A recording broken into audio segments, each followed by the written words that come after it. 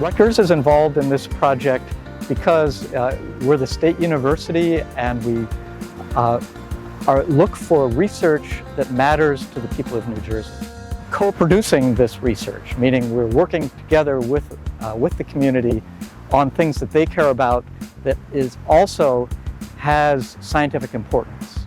So Groundwork Elizabeth, in partnership with the Housing Authority of the City of Elizabeth and Rutgers as our academic partner, looked at an ambient air grant from the EPA. As we were starting this funding and this grant and the deliverables and what we were going to do to meet it, our academic partner, Rutgers, had applied for a National Science Foundation grant for $1 million, which they received. The three of us worked together as partners to create a pretty big air network throughout Elizabeth, New Jersey. We are able to learn their lived-in experience regarding air pollution, urban heat stress. And what I really appreciate as a graduate student and as an emerging planner at Rutgers is the constant feedback we get from the participants in our activities, on feedback on how we are doing, how we are conducting activities, what kind of information they will like to learn more about regarding air pollution, urban heat stress. ¿Y se acuerda como cuál hora fue eso? De 7 a 2:30. Okay. The digital twin, it creates a digital copy of a physical world. It creates a one-to-one copy of physical world.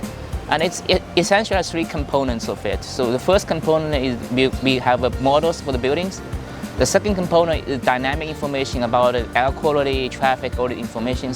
And the third element is really we use sensors, the air quality sensors, and connects the digital shreds, connects the physical world and with the virtual world, so we can get data back and forth.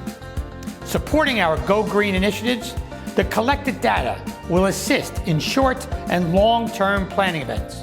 We do know that the City of Elizabeth has the highest rate, has the worst air quality in the state of New Jersey, and as such, a lot of our programming that we've done with Rutgers University and Groundwork Elizabeth involves creating better, safer environments for our residents. With the seniors in particular, we found during COVID there was a tremendous amount of social isolation, and so we actively engaged in recruiting young adults to work with our seniors. That in part had an effect on our youth. Our youth also had incidents of social isolation as the kids weren't going to school, so we found that bringing the 2 generations together created a bond that might otherwise not have happened. It's been a blessing to work with Groundworks, you know, a blessing and a lesson being from the city and learning about agriculture and the air quality. It's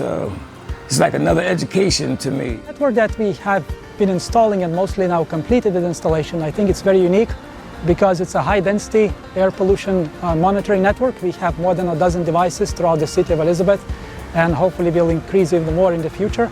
We have data that we will be displaying to the public to become aware of the air quality conditions, but we also have very detailed data that we as researchers will have access to go back and look into more detail about particular features such as size distribution of the particles, etc., and trying to determine where they come from, what's causing pollution on a particular day.